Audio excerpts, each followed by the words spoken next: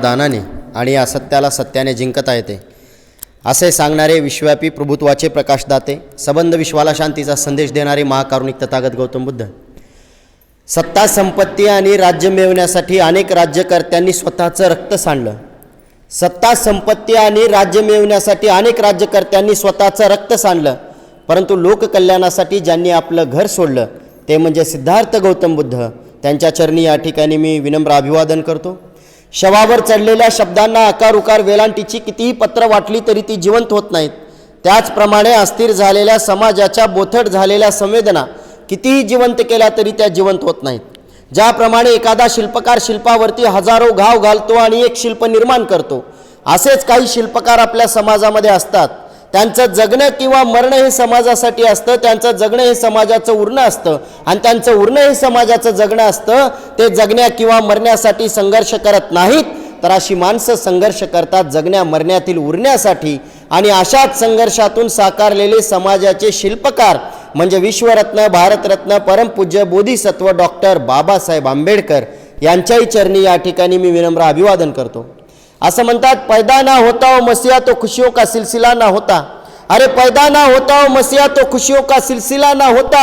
बेरंग रहती है जमी और आसमां का रंग नीला ना होता. ये भारत तो कब का कंगाल हो जाता यारो, अगर भीमराव जैसा हीरा इस देश को मिला ना होता. अगर भीमराव जैसा हीरा इस देश को मिला ना होता. आणि डॉक्टर बाबासाहेबांसारखं अनमोल रत्न या भारताला मिळालं. आणि डॉक्टर बाबासाहेब आंबेडकरांच्या सहवासात राहत असताना जर खऱ्या अर्थानं त्यांना साथ कोण दिली असेल तर असं म्हणतात, आयुष्यभर कष्ट तुझ्या वाट्याला, आयुष्यभर कष्ट तुझ्या वाट्याला, तुझ्यामुळे फुलं पण आम्हा काट्याला. आयुष्यभर कष्ट तुझ्या वाट्याला, तुझ्यामुळे फुलं पण आम्हा काट्याला. कसे फेडू पांग कसे होऊ उतराई, कोटी कोटी लेकरांची आई माता रमाई, कोटी कोटी लेकरांची आई माता रमाई. अशा माता रमाई यांच्याही चरणी या ठिकाणी मी विनम्र अभिवादन करतो. खरं तर तथागत गौतम बुद्धाच्या नंतर डॉक्टर बाबासाहेब आंबेडकरांच्या नंतर खऱ्या अर्थाने ज्यांनी संपूर्ण विश्वामध्ये हा बौद्ध धम्माचा प्रचार करण्याचं काम केलं ते म्हणजे थोर बौद्ध भिक्खू संघ. आणि या ठिकाणी आदरणीय भंतेजी मंचावरती उपस्थित आहेत, ज्यांनी खऱ्या अर्थानं लातूरची जी धम्माची चळवळ आहे ती गतिमान करण्याचं काम केलेलं आहे. त्यांना मी या ठिकाणी विनम्र वंदन करतो. तसेच या ठिकाणी खरं तर असं म्हटलं जायचं की अगोदर महिला या चूल आणि मूल याच्या पुरत्या मर्यादित आहेत, पण आज मी बघतो या ठिकाणी एवढ्या मोठ्या संख्येनं माझ्यासमोर महिला बसलेल्या आहेत. म्हणजे बांगड्यांचं वजन पेलणारं हे मनगट वेळ प्रसंगी हातामध्ये समशेर सुद्धा घेऊ शकतं आणि दाखवू शकतं की महिला ही आबला नाही तर ती सबला आहे.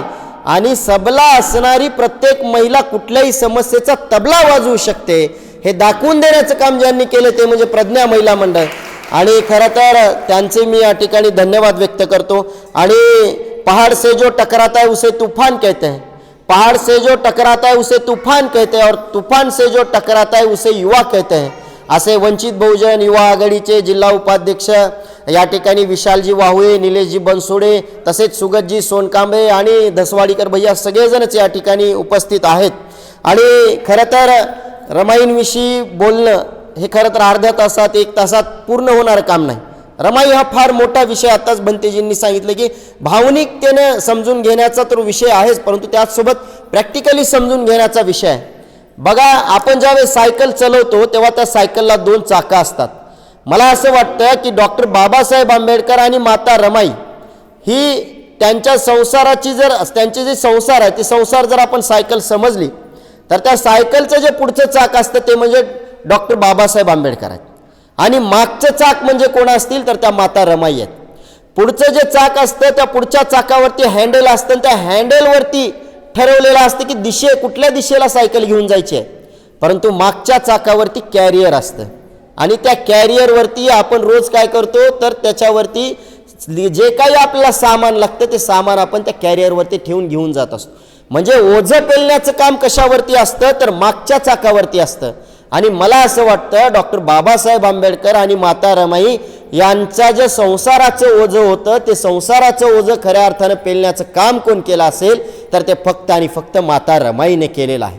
आणि म्हणून माता रमाई यांच्याबद्दल सांगत असताना असं म्हटलं जातं की खरं तर जी सूर्य आपण जे पाहतो तो सूर्य आपण आकाशामध्ये पाहिल्यानंतर त्या सूर्याकडे बघितल्यानंतर आपल्याला त्या सूर्याची सावली कधीच पाहता येत नाही, परंतु या पृथ्वीवर असा एक सूर्य होऊन गेला ज्या सूर्याची सावली आपल्या सर्वांना पाहता येते. मला वाटतं डॉक्टर बाबासाहेब आंबेडकर रूपी सूर्याची सावली जर कोण झाल्या असतील तर त्या फक्त आणि फक्त माता रमाई झालेल्या होत्या. आणि म्हणून खऱ्या अर्थानं आपण त्यांचा आज कार्यक्रम या ठिकाणी संपन्न करतोय. आणि रमाई यांनी खरं तर आपल्या सर्वांनाच म्हणजे संपूर्ण समाजाला अतिशय चांगल्या पद्धतीनं जीव लावण्याचं या ठिकाणी काम केलं. आणि मी बऱ्याच ठिकाणी पाहतो, आता बंतेजी या ठिकाणी मंचावरती आहेत, मी गुगलवरती पाहतो, यूट्यूबवरती पाहतोय, पेपरमध्ये सुद्धा कधी कधी लिहिताना आणि बॅनर्सवर पाहतो रमाबाई भीमराव आंबेडकर असं नाव बऱ्याच ठिकाणी लिहिलेलं असतं. तर मला असं वाटतं की रमाबाई हा शब्दच मुळात चुकीचा आहे, कारण रमाबाई असं नसताना रमा आई असं आपण यानंतर कधीही म्हणताना म्हटलं पाहिजे आणि लिहिताना लिहिलं पाहिजे. कारण डोळे उघडे ठेवून जी प्रेम करत असते तिला बहीण म्हणतात. डोळे उघडे ठेवून जी प्रेम करते तिला बहीण म्हणतात. डोळे मिटल्यासारखे करून जी प्रेम करत असते तिला मैत्रीण म्हणतात. डोळे मिटून जी प्रेम करते तिला प्रेयसी म्हणतात. डोळे वटारून जी प्रेम करते तिला बायको म्हणतात. आणि स्वतःचे डोळे मिटेपर्यंत जी आपल्यावर प्रेम करते तिला फक्त आणि फक्त आपली आई म्हणतात. आणि म्हणून माता रमाईने आपल्या समाजावरती आईसारखं प्रेम केलेलं आहे. आणि म्हणून आता रमाबाई हे आपण कुठेही यानंतर लिहायचं नाही आणि म्हणताना म्हणायचं नाही, तर आपण रमा आई असा रमाईला या ठिकाणी आपण म्हटलं पाहिजे, हे मला आवर्जून या ठिकाणी सांगावं असं वाटतं. खरं तर लहानपणापासून माता रमाई यांनी अतिशय कष्ट सोसले, आपल्या सगळ्यांना माहिती आहे. ज्यावेळेस माता रमाई लहान होत्या त्यावेळेस त्यांच्या आईचं निधन झालं. त्यांच्या आईचं निधन झालं आणि त्यांच्या वडिलांची जबाबदारी त्यांच्यावरती येऊन पडली. आणि माता रमाई त्यांच्या वडिलांच्या सुद्धा आई झाल्या. म्हणजे काय सांगायचं मला, एखाद्याची पत्नी ही क्षणिक असते, परंतु ती आयुष्यभरासाठी आई असते. म्हणजे एखाद्याची पत्नी, आपण लग्न झाल्यानंतर पत्नीसारखं जे काम असतं ते खूप कमी असतं, परंतु महिलांचं काम हे आईसारखं प्रत्येकाला सांभाळण्याचं असतं. आणि म्हणून पत्नी ही क्षणिक असते, परंतु आई ही चिरकाल असते असं मला वाटतं. आणि मग त्यानंतर वडिलांचं निधन झालं आणि दोन्ही भावंडाची जबाबदारी माता रमाईवरती येऊन पडली. त्यावेळेस सुद्धा माता रमाईने अतिशय चांगल्या प्रकारे त्यांना वडिलांसारखं सांभाळण्याचं काम केलं. ज्यावेळेस डॉक्टर बाबासाहेब आंबेडकरांसोबत त्यांचं लग्न झालं आणि रामजी बाबांचं निधन झालं, त्यावेळेस रामजी बाबांचं निधन झाल्यानंतर सुद्धा डॉक्टर बाबासाहेब आंबेडकरांवरती आईसारखं प्रेम करण्याचं काम त्या ठिकाणी खऱ्या अर्थानं कोण केलं असेल तर ते रमा मातेने केलेलं आपण पाहिलेलं आहे. म्हणजे एक पत्नी म्हणून तर त्या भूमिका पार पाडतच होत्या, परंतु त्याचसोबत एक आई म्हणून सुद्धा त्या भूमिका पार पाडत होत्या. त्यांची ज्यावेळेस डॉक्टर बाबासाहेब आंबेडकरांच्या रामजी बाबांचं निधन झाल्यानंतर ज्यावेळेस मुलांची जबाबदारी त्यांच्यावरती आली, डॉक्टर बाबासाहेब आंबेडकर परदेशात गेल्यावर ज्यावेळेस मुलांची जबाबदारी आली, त्यावेळेस त्यांनी देखील अतिशय चांगल्या प्रकारे ती जबाबदारी सक्षमपणे पेलण्याचं काम केलं. आणि म्हणून खऱ्या अर्थानं माता रमाई ह्या आपल्या सर्वांना आई या ठिकाणी वाटायला लागतात. लहानपणी खेळण्या बागडण्याचं वय असतं आणि लहानपणी आपण खेळतो, निरागसपणे वावरत असतो, परंतु माता रमाईला मात्र जे लहानपण आलं होतं अतिशय कष्टाचं आलं होतं. लहानपण देगा देवा मुंगी साखरे चारवा असं आपण म्हणत असतो, परंतु त्या लहान वयामध्ये इतकी मोठी जबाबदारी सांभाळण्याचं काम माता रमाईने या ठिकाणी केलं. आणि वडिलांचं छत्र हरवलं त्यावेळेस मात्र खऱ्या अर्थाने काही दिवसानंतर त्यांचं लग्न जमलं. आणि आज आपण पाहतो एवढे मोठे मोठे लग्न आपल्या समाजाचे होतात, एवढे मंगल कार्यालय बुक असतो, 10-10 हजाराचे ड्रेस या ठिकाणी घेतले जातात, 5-5 हजाराच्या साड्या या ठिकाणी असतात, परंतु भायखळ्याच्या बाजारामध्ये त्यावेळेस माता रमाई आणि डॉक्टर बाबासाहेब आंबेडकर एकच जोडा घालून त्या ठिकाणी उभे टाकले. आणि त्या दोघांचा जेव्हा विवाह सोहळा संपन्न झाला, पण ज्यावेळेस विवाह सोहळा होणार होता त्यावेळेस सगळ्या महाराष्ट्रामध्ये संपूर्ण म्हणजे कारण डॉक्टर बाबासाहेब आंबेडकर आपल्या समाजातले शिकलेले एकमेव होते, त्यावेळेस अशी चर्चा सुरू होती की एक अडाणी मुलीचा विवाह एका सुशिक्षित मुलासोबत केला जातोय, जो समाजातला सर्वात शिकलेला व्यक्ती आहे, ह्या दोघांचा जोडा शोभणार की नाही. पण मला आज देखील आवर्जून सांगावं असं वाटतं, तुम्ही कधीही माता रमाईची डॉक्टर बाबासाहेब आंबेडकरांची एकत्रित असलेली फोटो बघा, त्या फोटोमध्ये डॉक्टर बाबासाहेब आंबेडकर तुम्हाला सुटाबुटामध्ये दिसतील. आणि जुनी फोटो जर तुम्ही काढून बघितलात तर त्यामध्ये तुम्हाला दिसेल माता रमाईच्या साडीवरती ठिगळे लावलेली आहेत. म्हणजे एकीकडे सूर्यासारखे प्रज्ञावंत असणारे डॉक्टर बाबासाहेब आंबेडकर आणि दुसरीकडे कष्टाने संसार चालवणारी माता रमाई, जेव्हा हे दोन्ही विरोधाभास टोका आपण एका ठिकाणी पाहतो त्यावेळेस मला असं वाटतं की जगातील सर्वात सुंदर दिसणारा जोडा कोणता असेल तर तो माता रमाई डॉक्टर बाबासाहेब आंबेडकर. आणि म्हणून मला असं वाटतं की त्यावेळेस जरी असं म्हणत असले की हा जोडा शोभणार नाही, परंतु आज त्याच जोड्याची पूजा आपण या ठिकाणी चिरकाल या ठिकाणी करत असतो. आणि म्हणून मला या ठिकाणी सांगावंसं वाटतं की 9व्या वर्षी माता रमाईचं लग्न झालं, 14व्या वर्षी डॉक्टर बाबासाहेब आंबेडकरांचं लग्न झालं. आणि बघा आजच्या 9व्या वर्षातले 14व्या वर्षातले पोरं काय करत असतील.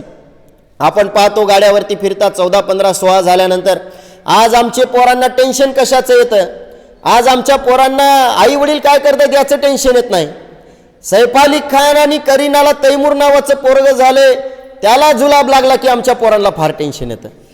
त्या आत्ताच काही दिवसापूर्वी त्या कॅटरीना कैफनं आणि विकी कौशलनं लग्न केलं आणि त्या सलमान खानला सोडून दिले, त्याचं टेन्शन आमच्या पोरांना फार येतं. आमच्या पोरांना टेन्शन कशाचं येतं, विराट कोहलीनं 2020 मॅच खेळण्या अगोदर त्याच्या करंगळीला आता लागले, आता पुढच्या 2 मॅचमध्ये तो खेळू शकत नाही, याचं टेन्शन आमच्या पोराला येतं. परंतु माझा शेतकरी बाप या बांधापासून त्या बांधापर्यंत, माझा काम करणारा बाप मिलमधून या बाजूने त्या बाजूने रोज हजारो धावा काढतो, त्याचं टेन्शन मात्र आमच्या पोरांना आज येत नाही. त्याचं कारण आहे की रमाई आणि डॉक्टर बाबासाहेब आंबेडकर त्यांच्यापर्यंत व्यवस्थितपणे पोचू शकलेले नाहीत. म्हणजे मला सांगायचं आहे की रमाई आणि डॉक्टर बाबासाहेब आंबेडकरांच्या लग्नाच्या वयामधली आजची पोरं आपली काय करतायत याचा विचार इथं बसलेल्या सगळ्या महिलांनी करणं ही काळाची गरज आहे. आणि डॉक्टर बाबासाहेब आंबेडकरांचं आणि माता रमाईचं खरं तर ज्यावेळेस लग्न झालं त्यावेळेस लग्न झाल्यानंतर आपण सर्वजण पाहता की अतिशय चांगल्या प्रकारे संसार देखील सांभाळण्याचं काम माता रमाईने केलं. खरं तर त्या वयामध्ये 9 ते 10 वर्षाच्या वयामध्ये संसार सांभाळणं किती अवघड आहे. आज आमच्या मुली सैराट बघून झिंगाट झालेल्या मी बघितलेल्या आहेत. जिला विचारत नाहीत माणसं घरची, तिलाही वाटायला मी आहे आरची, अशी परिस्थिती आज निर्माण झाली. परंतु त्यावेळेस वय 10 असताना सुद्धा माता रमाईनं कुठलंही नातं तुटू दिलं नाही. सगळ्यांना सांभाळण्याचं काम माता रमाईनं त्या ठिकाणी केलं. थोरा मोठ्यांचा आदर केला. जाऊ असेल, भावजय असेल किंवा घरातलं कुठलंही नातं असो, त्या सगळ्या नात्यांना टिकवण्याचं काम त्या ठिकाणी माता रमाईने केलं. पण आज आमच्या महिला करतात का, हा सगळ्यात मोठा प्रश्न आहे. खरं तर आज महिला सुनाचं सासूचं भांडण असतं, सुनाचं जाऊचं भांडण असतं, भावजयचं आणि सुनेचं भांडण असतं. म्हणजे माता रमाईने सगळी नाती जपण्याचं काम त्यावेळेस केलेलं होतं. कुठलंही नातं त्यांनी तुटू दिलं नाही. सगळ्यांना सोबत घेऊन संसाराचा गाडा पुढे नेण्याचं काम माता रमाईने केलं होतं. आणि म्हणून तुम्ही आम्ही सुद्धा तो माता रमाईचा आदर्श डोळ्यासमोर ठेवून आपली सगळी नाती जपण्याचं या ठिकाणी काम केलं पाहिजे असं मला वाटतं. कारण रामजी बाबांचा देखील त्या ठिकाणी त्यांनी सेवा केली आपण पाहतो. म्हणजे घरातल्या थोरा मोठ्यांची सेवा करण्याचं काम माता रमाईने का केलं असेल. कारण असं म्हणतात, बंद किस्मत के लिए कोई ताली नहीं होती, बंद किस्मत के लिए कोई ताली नहीं होती, सुखी उम्मीदों के लिए कोई डाली नहीं होती, बंद किस्मत के लिए कोई ताली नहीं होती, सुखी उम्मीदों के लिए कोई डाली नहीं होती, जो झुक जाए माँ बाप के चरणों में उनकी झोली कभी खाली नहीं होती. आणि म्हणून कदाचित मला असं वाटतं की माता रमाईनं जेवढे थोर मोठे घरात होते त्या सगळ्या थोरा मोठ्यांचा या ठिकाणी माता रमाईनं आदर केला आपण सर्वांनी पाहिलेला आहे. परंतु आजच्या मुलींना लग्न होऊन 6 महिने झाले की दुसरं घर पाहिजे असते, ही परिस्थिती आहे आजची. म्हणजे आज मी सांगतो, आमच्या पाहुण्यामध्ये एक लग्न झालं 1-2 महिन्यापूर्वी. मुलगी आता म्हणते की मग आपण वेगळीकडे राहू. ही परिस्थिती आहे. पण माता रमाई एवढे कष्ट असताना कधी म्हटल्या नाहीत की आपण दुसरं घर करू, आपण दुसऱ्या घरी राहू, आपलेच 2 लेकरं बघून आपणच या ठिकाणी राहू, असं कधी माता रमाई म्हटल्या नाहीत. कारण माता रमाईने ते जबाबदारी पेलण्याचं काम केलं होतं. माता रमाईने संसार करत असताना कधीच काही मागितलं नाही. आज परिस्थिती काय, आपलीच गाडी, आपलीच माडी, आपल्याच बायकोची गोल गोल साडी, ही परिस्थिती आज आहे. परंतु त्यावेळेस माता रमाईनं साडीची सुद्धा अपेक्षा कधी कोणाकडे केली नाही. मी सकाळी येत होतो, आज बनतेजी मी सकाळी येत होतो, दाराच्या बाहेर आमचे मामा थांबलेले होते. मग सहज मी गप्पा मारत होतो आणि मामी आल्या आणि मामी म्हणल्या 14 एप्रिल मला आता ते गंटन घ्यायचं आणि एक साडी पण पाहिजे मला चांगली. त्यावेळेस विनोदात्मक पद्धतीने आमचे मामा म्हणाले, अगं आज माता रमाईची जयंती आहे, माता रमाईचा आदर्श जरा डोळ्यासमोर ठेव. माता रमाईने एका साडीमध्ये आपलं आयुष्य काढलं आणि तू या ठिकाणी मला सोडणारं मागतेस. आता आमच्या मामी पण खूप हुशार. मामी म्हणतात मी माता रमाईसारखं वागायला तयार आहे, पण तुम्ही थोडं डॉक्टर बाबासाहेब आंबेडकरांसारखं वागा, मग मी माता रमाईसारखं वागते. म्हणजे विनोदाचा भाग जर आपण जर ह्या आत्ताचा जर सोडला तर मला हे सांगायचं आहे की आज हे समोर बसलेले तुम्ही सगळे आहात, एवढे चांगले चांगले तुमच्याकडे साड्या आहेत, एवढे चांगले चांगले म्हणजे तुमच्याकडे दागदागिने आहेत, परंतु रमा मातेनं कुठल्याही दागदागिन्याची अपेक्षा केली नाही आणि कधीच त्यांनी कुठलीही गोष्ट डॉक्टर बाबासाहेब आंबेडकरांकडे मागितलेली मी पाहिली नाही. आणि आज आपण या ठिकाणी पैसा अडका घरामध्ये ठेवतो, म्हणजे पैसा अडका आम्हाला कपाटात ठेवायला मिळतो, पैसा अडका आम्हाला कपाटात ठेवायला मिळते, दारामध्ये पंती तेवायला मिळते. पैसा अडका कपाटात ठेवायला मिळते, दारामध्ये पंती तेवायला कळते. आज आम्ही पोटभर जेवण करतो ते फक्त आणि फक्त रमाईमुळे आपल्याला मिळते, हे आपण या ठिकाणी लक्षात घेतलं पाहिजे. रमाई माता नसत्या तर पोटभर जेवण सुद्धा आपल्याला या ठिकाणी मिळालं नसतं. आणि मग असंच एके दिवशी एका बाईनं म्हटलं की बाबा, रमाईला म्हटलं की तुमचा नवरा एवढा मोठा बॅरिस्टर आहे आणि तुम्हाला साधा एक दागिना सुद्धा त्या ठिकाणी नाही. माता रमाईनं डॉक्टर बाबासाहेब आंबेडकरांना त्यावेळेस पत्र लिहिलं आणि सांगितलं की मला बाया हिणवतात आणि म्हणतात की तुमच्या गळ्यामध्ये एकही दागिना नाही. त्यावेळेस डॉक्टर बाबासाहेब आंबेडकर एक पत्र लिहितात आणि त्या पत्रामध्ये असं सांगतात की थोडा धीर धर, येणाऱ्या काळामध्ये संपूर्ण समाजाच्या गळ्यातला सर्वात मोठा दागिना तू होशील आणि त्यामुळे तुला अशा दागिन्याची गरज नाही. आणि मला असं वाटतं की आज आपण या ठिकाणी ही माता रमाईची जयंती साजरी करतोय, म्हणजे खऱ्या अर्थानं आपण माता रमाई आपल्या सर्वांच्या गळ्यातील दागिना झालेला आहे ते आपण या ठिकाणी नाकारू शकत नाहीत. एके दिवशी डॉक्टर बाबासाहेब आंबेडकर परदेशातून आले आणि परदेशातून आल्यानंतर त्यांना भेटण्यासाठी माता रमाईला जायचं होतं. काय करावं कळत नव्हतं, कारण त्यांच्याकडे साडीच नव्हती.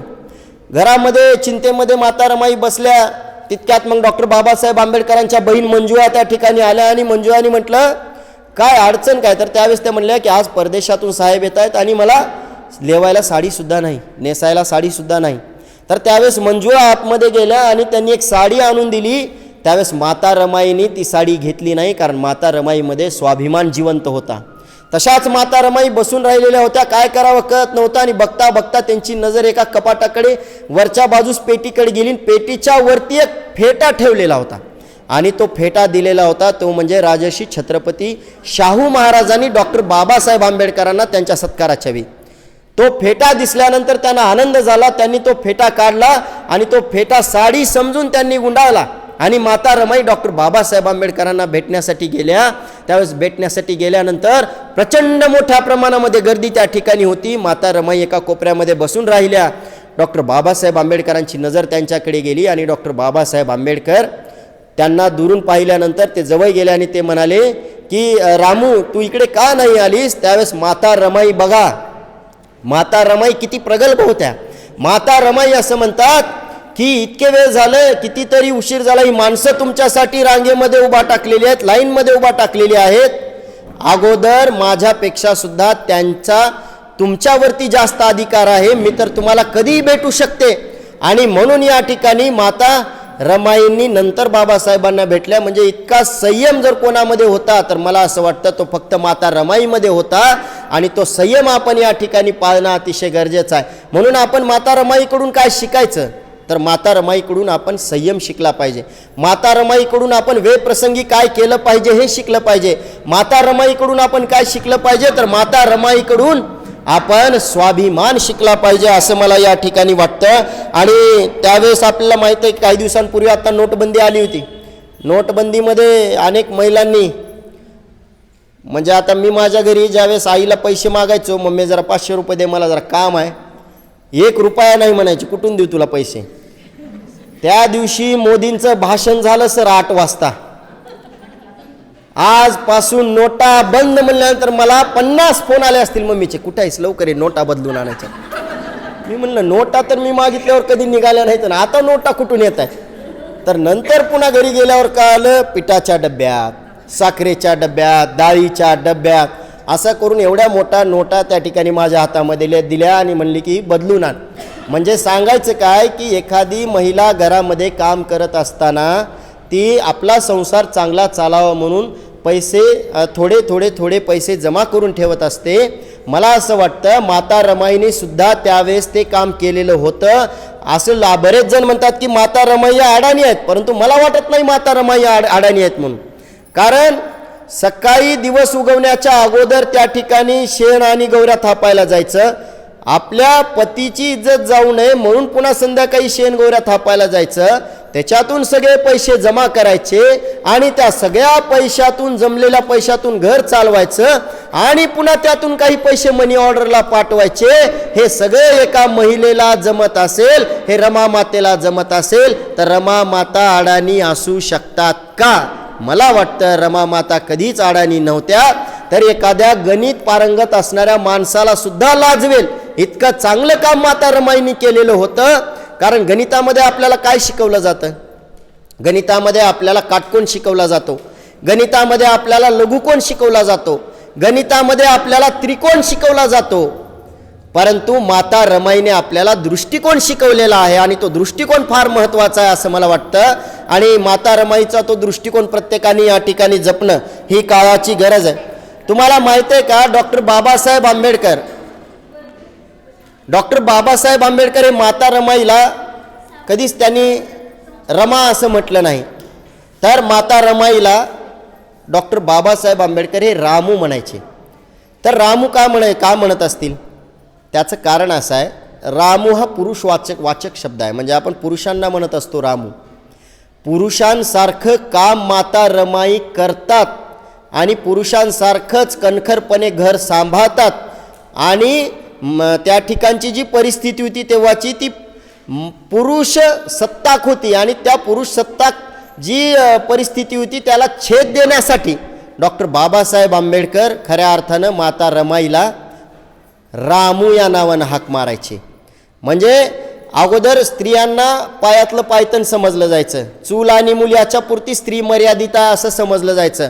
परंतु माता रमाईला चूल आणि मूल याच्या पुरतं मर्यादित न ठेवता डॉक्टर बाबासाहेब आंबेडकरांनी रामू म्हणून हे सिद्ध केलं की पुरुषासारखं सुद्धा खांद्याला खांदा लावून एखादी महिला काम करू शकते. आणि म्हणून आम्ही या ठिकाणी आज माता रमाईचा या ठिकाणी गुणगौरव करत असतो. तुम्हा सगळ्यांना माहिती असेल माता रमाई हळव्या होत्या, आत्ता भंतेजींनी या ठिकाणी सांगितलं, परंतु माता रमाई तितक्याच निर्भीड होत्या हे सुद्धा आपण लक्षात घेतलं पाहिजे. ज्यावेळेस डॉक्टर बाबासाहेब आंबेडकर रायगडाच्या धर्मशाळेमध्ये राहायला होते संध्याकाळी सर, त्यावेळेस अशी अफवा पसरली डॉक्टर बाबासाहेब आंबेडकरांचा खून झाला. ज्यावेळेस डॉक्टर बाबासाहेब आंबेडकर महाडच्या 14 तऱ्याचा सत्याग्रह करत होते तेव्हा त्यांना मार लागलेला आहे, खून झालेला आहे अशा प्रकारची अफवा आली. त्याच्यानंतर आपण पाहतो की पुणे करार ज्यावेळेस होणार होता त्यावेळेस धमक्यांचे फोन यायचे, त्यावेळेस माता रमाई बाजूलाच असायच्या. आणि ज्यावेळेस त्या ठिकाणी अनेक वेळेस डॉक्टर बाबासाहेब आंबेडकरांना म्हणजे पारशाच्या घरामध्ये ज्यावेळेस डॉक्टर बाबासाहेब आंबेडकर वास्तव्यास होते त्यावेळेस देखील त्यांच्यावरती एक हल्ला करण्याचं नियोजन करण्यात आलेलं होतं. हे सगळं काही माता रमाईला माहीत झालं तरीसुद्धा माता रमाई कधीच मागे हटल्या नाहीत, त्या कधीच घाबरल्या नाहीत. त्यांनी डॉक्टर बाबासाहेब आंबेडकरांची साथ कधी सोडली नाही. त्यांना कधीच म्हटलं नाहीत की तुम्ही घराच्या बाहेर जाऊ नका, नाहीतर आजच्या बाया शेजारी जर भांडणं चालू असलं तर तुम्हाला काय करायचं व्हा मध्ये, असं माता रमाईंनी कधी केलं नाही. कारण प्रत्येक वादळ पेलीन मी माझ्यात आत्मविश्वास आहे, प्रत्येक वादळ पेलीन मी माझ्यात आत्मविश्वास आहे. पायाखाली जमीन पाठीशी आकाश आहे, भूमीमध्ये पाय रोवून मस्तुबा मी उभी मी ताट आहे. आणि जाऊन सांगा त्या वादळाला तुमची आज रमाईशी गाठ आहे असं म्हणत त्या रमाईनं प्रत्येक संकटाला डॉक्टर बाबासाहेब आंबेडकरांच्या सोबत साथ देण्याचं काम या ठिकाणी केलेलं आहे. आपल्याला माहिती आहे डॉक्टर बाबासाहेब आंबेडकरांनी संविधान लिहिलं, परंतु ती संविधान लिहिण्यासाठी सुद्धा घर शांत राहणं फार महत्त्वाचं होतं. डॉक्टर बाबासाहेब आंबेडकर काम करत असताना संसार व्यवस्थित एका बाजूनं पेलणं फार गरजेचं होतं. डॉक्टर बाबासाहेब आंबेडकरांनी 18 वर्ष 18 महिने 18 दिवस डोळ्यात तेल घालून त्या ठिकाणी बाबासाहेबांनी 2 वर्ष 11 महिने 18 दिवस डोळ्यात तेल घालून डॉक्टर बाबासाहेब आंबेडकरांनी या भारताचं संविधान लिहिलं. असं म्हणतात, मेरे भीम ने आँख खोली तो हर कोई इंसान बन गया, मेरे भीम ने आँख खोली तो हर कोई इंसान बन गया, मेरे भीम ने जुबा खोली तो तूफान बन गया, मेरे भीम ने कॉलेज खोला तो विद्वान बन गया, मेरे भीम ने कलम खोली तो इस देश का संविधान बन गया और इस देश के संविधान के वजह से चाय बेचने वाला भी आज प्रधानमंत्री बन गया. म्हणजे डॉक्टर बाबासाहेब आंबेडकरांनी हे संविधान लिहिलं, एकीकडे माता रमाईने घर सांभाळलं, संविधान लिहून या देशाला नटवण्याचं काम डॉक्टर बाबासाहेब आंबेडकरांनी केलं. पण त्या काळामध्ये माता रमाईला मात्र कधी नटायला मिळालेलं नाही. हे सुद्धा आपण या ठिकाणी लक्षात घेतलं पाहिजे. इतका त्याग जर कोण केला असेल तर तो माता रमाईने केला. आणि म्हणून माता रमाई या मला खऱ्या अर्थानं काय वाटतात तर डॉक्टर बाबासाहेब आंबेडकर आपल्या सर्वांना प्रकाशमान करणारा दिवा जर असतील तर त्या दिव्याला जळण्यासाठी जी वात लागते ती वात म्हणजे माता रमाई आहेत. हे देखील आपण या ठिकाणी लक्षात घेतलं पाहिजे. आणि मग माता रमाईंनी आताच या ठिकाणी काकूंनी सांगितलं, वराळे काकांचं उदाहरण दिलं, किंवा हातातल्या बांगड्या विकून त्या ठिकाणी माता रमाईंनी त्या मुलांना जेवणाची व्यवस्था केली. तर ती का केली माहिती आहे का? माता रमाईंनी यासाठी ती व्यवस्था केली की माता रमाईंनी आपल्या स्वतःच्या पोटचे अनेक गोळे आपल्या समाजासाठी त्यांनी न्योछावर केले. आणि ह्या हॉस्टेलमधला, आता माझे तर लेकरं उपासमारीने मेली, माझे लेकरं त्यांना दवाखान्यात इलाज मिळत नव्हता म्हणून मेली, पण या वसतिगृहातच नाही तर समाजातल्या कुठलाही मुलगा उपाशी नाही राहिला पाहिजे, त्याला काही कमी नाही पडलं पाहिजे म्हणून स्वतःच्या हातातल्या बांगड्या विकून माता रमाईनं त्या ठिकाणी त्या मुलांना जेवणाची व्यवस्था करण्याचं काम केलं. हे दानशूरत्व कुठून आलं असेल तर मला असं वाटतं की डॉक्टर बाबासाहेब आंबेडकरांच्या सहवासातून ते दानशूरत्व आलं असेल. हे फार कमी महिलांकडे असतं. एक साडी जरी आज आपली जर शेजारीने जर मागितली द्यायचं म्हणून तर आपण 100 वेळेस विचार करतो, नीट ठेवत्या का नाही, की फाडूनच आणून देत्या काय, की पुन्हा नंतर इस्त्रीच करून आणून देईल का नाही, की धुवतेच का नाही, की कशाला देऊ, परतच येते का नाही की साडी. परंतु माता रमाईंनी स्वतःच्या बांगड्या त्या ठिकाणी देण्याचं काम, विकून मुलांना सांभाळण्याचं काम त्यावेळेस केलं. म्हणजे माता रमाईकडे प्रचंड मोठं दानशूरत्व या ठिकाणी होतं. ज्यावेळेस डॉक्टर बाबासाहेब आंबेडकर परदेशात होते त्यावेळेस हिंदूचं निधन झालं. ज्यावेळेस डॉक्टर बाबासाहेब आंबेडकर परदेशात होते त्यावेळेस रमेशचं निधन झालं. डॉक्टर बाबासाहेब आंबेडकर परदेशातून आले, राजरत्नाचं निधन झालेलं होतं. अनेक आपल्या पोटचे गोळे माता रमाईनं समाजासाठी, डॉक्टर बाबासाहेब आंबेडकरांच्या अभ्यासामध्ये खंड पडू नये म्हणून या समाजासाठी जरी त्यांनी बलिदान दिलेले असले तरी सुद्धा आज या ठिकाणी आपण पाहतो की अतिशय योग्य संस्कार जो शेवटचा मुलगा वाचला त्याच्यावरती करण्याचं काम माता रमाईने केलं. यशवंत आंबेडकर हे वाचले आणि खरं तर अतिशय योग्य संस्कार त्यांनी केले.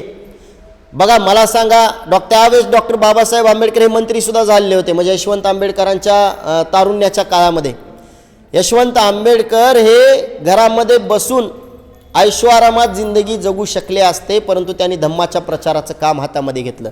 हे सगळं कशामुळे झालं तर हे सगळं माता रमाईने केलेल्या संस्कारामुळे झालं. मला एक कथा आठवते. एका जंगलामध्ये वाघ, डुक्कर आणि पोपट हे तिघजण राहत असतात. काय होतं, एकदा वाघ, डुक्कर आणि पोपट हे जे असतात ते अतिशय जीवलग मित्र असतात. मग एके दिवशी काय होतं, एक जोराचा वारा येतो आणि पोपट हा झाडावरती राहत असतो आणि त्या झाड कोलमडतं, पडतं आणि तो पोपट झाडाखाली येऊन मरण पावतो. काहीच दिवसामध्ये त्या ठिकाणी, काही दिवस झाल्यानंतर तो वाघ देखील टेन्शनमध्ये येतो, माझा अतिशय जवळचा मित्र मरण पावलाय, आता मी जगून काय करू, म्हणून तो वाघ देखील मरण पावतो. आणि माझे दोन्ही प्राणप्रिय मित्र आता मरण पावलेले आहेत, आता मी जगून काय उपयोग आहे, म्हणून त्या ठिकाणी तो डुक्कर देखील झुरून झुरून झुरून मरण पावतं. मग लोकांना वाटतं या तिघांची खूप मैत्री होती म्हणून त्या तिघांना एकाच जागी ते आणून पुरतात. आणि त्यानंतर त्या ठिकाणी काही वर्षानंतर एक मोहाचं झाड उगवतं. आणि जेव्हा मोहाचं झाड उगवतं तेव्हा मोहाच्या झाडापासून माणसानं काही वर्षानं दारू बनवली आणि त्या मोहाच्या झाडाची दारू पिल्यानंतर सर्वात अगोदर माणसाचा काय होतो तर पोपट होतो. पोपटासारखा बडबड करायला लागतो, घरात बायकोला शिव्या द्यायला लागतो. थोड्याच वेळात त्याला जास्त चढली की त्याचा वाघ होतो, वाघासारखं मारायला लागतो. आणि थोड्याच वेळामध्ये आणखीन थोडी चढली की त्याचा डुक्कर होतो, डुकरासारखा गटारात लोळायला लागतो. त्यामुळे मला असं वाटतं आपल्या मुलांना सुद्धा आपल्याला वाघ डुक्कर पोपट बनवायचं आहे का माणूस बनवायचं याचा विचार आपण केला पाहिजे. कारण माता रमाईने इतके चांगले संस्कार यशवंत आंबेडकर यांच्यावरती केले आणि म्हणून धम्माचा प्रचार करण्यासाठी यशवंतराव त्या ठिकाणी आपल्याला या ठिकाणी आलेले दिसतात. आजची पोरं 16व्या वर्षाची सर गुटखा खाताना बिडी या ठिकाणी फुकताना आपल्याला दिसतात. आता तुमच्या काळात एक अमिताभ बच्चनचं एक गाणं होतं, तुम्हाला आठवत असेल, मैं मर्द टांगेवाला मैं मर्द टांगेवाला दुश्मन क्या मुझे मारेगा मेरा दोस्त है ऊपर वाला. पण आजचे तेच पोरं जर हे गाणं म्हणायला लागले तर काय म्हणतील, मैं गुटखा खाने वाला मैं बीड़ी पीने वाला, अरे दुश्मन क्या मुझे मारेगा मैं तो खुद ही मरने वाला. म्हणजे अशी अवस्था आजच्या पोरांची झाली. परंतु आज यशवंतराव आंबेडकरांनी त्यावेळेस मात्र कुठल्याही व्यसनाला हात लावलं नाही आणि त्यांनी खऱ्या अर्थानं समाजाला योग्य दिशा देण्याचं काम केलं. डॉक्टर बाबासाहेब आंबेडकरांच्या नंतर खऱ्या अर्थाने त्यांनी धम्माच्या प्रचाराचं काम करून बुद्धांचं तत्त्वज्ञान संपूर्ण भारतामध्ये पसरवण्याचं काम त्यांनी केलं. त्याचं एकच कारण आहे आणि मला वाटतं आपणही ते पाळलं पाहिजे. जोपर्यंत आपण आपल्या अंतःकरणात भीमाई, जोपर्यंत आपण आपल्या अंतःकरणात भीमाई आणि आपल्या मेंदूमध्ये रमाई जपणार नाही तोपर्यंत मला वाटतं खऱ्या अर्थानं आपला उद्धार होणार नाही. आणि त्यामुळे रमाई आणि भीमाई आपल्याला आचरणात आणावी लागेल. आपल्याला भीमाई ही अंतःकरणात ठेवावी लागेल आणि रमाई ही आपल्याला आचरणात आणावी लागेल. आणि त्याच वेळेस खऱ्या अर्थानं आपण आपल्या मुलांवरती देखील योग्य संस्कार करू शकतो. आणि मला असं वाटतं की ज्यावेळेस डॉक्टर बाबासाहेब आंबेडकर परदेशातून आले आणि बाबासाहेब शेवटचा जो काळ होता माता रमाईचा, त्या काळामध्ये त्यांना खूप चांगलं 5-6 वर्षाचं जीवन मिळालं. परंतु त्यावेळेस माता रमाई प्रचंड आजारी पडल्या होत्या. पण डॉक्टर बाबासाहेब आंबेडकर माता रमाईला सोबत कुठे घेऊन जायचे नाहीत असं बऱ्याच ठिकाणी सांगितलं जातं. त्याचं एकमेव कारण असं होतं की माता रमाई या कष्ट करून दुःख हाल अपेष्टा यातना सोसून नेहमी आजारी असायच्या. त्यामुळे बाबासाहेबांना त्यांच्या तब्येतीची काळजी असायची आणि बाबासाहेब म्हणून त्यांना कुठेही बाहेर घेऊन जायचे नाहीत. त्यानंतर काही दिवसानंतर माता रमाईचं 1935ला जेव्हा निधन झालं त्यावेळेस डॉक्टर बाबासाहेब आंबेडकरांनी जो ग्रंथ लिहिला तो पाकिस्तानची फाळणी हा ग्रंथ आहे आणि त्या ग्रंथाला त्यांनी माता रमाईला समर्पित केलं आणि एक अर्पण पत्रिका लिहिली आणि त्यामध्ये माता रमाईचा उल्लेख केला. डॉक्टर बाबासाहेब आंबेडकर राजरतन वारल्यानंतर जेवढं रडले त्याच्यापेक्षा कितीतरी पटीनं जास्त माता रमाईचं निधन झाल्यानंतर डॉक्टर बाबासाहेब आंबेडकर रडले. मला असं वाटतं माता रमाई बाबासाहेबांच्या पाठीशी होत्या म्हणून खऱ्या अर्थानं डॉक्टर बाबासाहेब आंबेडकर ताकदीनं काम करू शकले.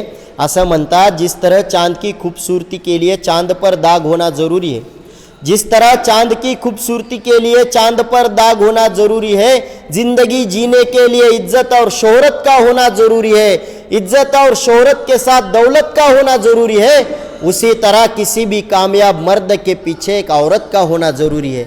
आणि म्हणून डॉक्टर बाबासाहेब आंबेडकर त्यांच्या पाठीशी होते आणि म्हणून या ठिकाणी माता रमाईसुद्धा शिकल्या आणि माता रमाई डॉक्टर बाबासाहेब आंबेडकरांच्या पाठीशी उभ्या राहिल्या आणि म्हणून या ठिकाणी आपल्याला हे भारताचं संविधान मिळालं. डॉक्टर बाबासाहेब आंबेडकरांसारखा हिरा या ठिकाणी मिळाला. त्या माता रमाईला मी या ठिकाणी पुनश्च एकदा विनम्र अभिवादन करतो आणि आपण सर्वांनी मला या ठिकाणी बोलवलं, बोलण्याची या ठिकाणी आपण सर्वांनी संधी दिली. विशालजी वाहुळे यांनी या ठिकाणी मला आमंत्रित केलं. प्रज्ञा महिला मंडळाचे मी या ठिकाणी आभार व्यक्त करतो आणि जे आता या ठिकाणी बसलेली ज्येष्ठ मंडळी आहेत मन लावून ऐकतात त्यांचेही मी या ठिकाणी आभार व्यक्त करतो आणि आपल्या या ठिकाणी आपण बोलून माझा मान सन्मान केला त्याबद्दल मी आपल्या सर्वांचे मनपूर्वक धन्यवाद व्यक्त करतो. थँक्यू.